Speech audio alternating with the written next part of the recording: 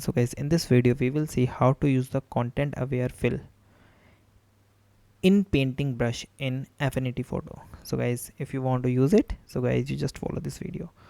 First of all, open your image in the Infinity Photo, then select the Inpainting Brush tool from the left toolbar.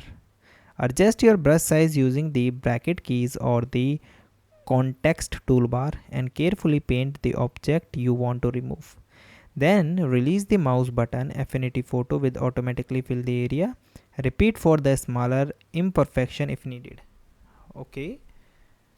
Then apply in paint with this selection. So choose and select the tool like freehand selection tools.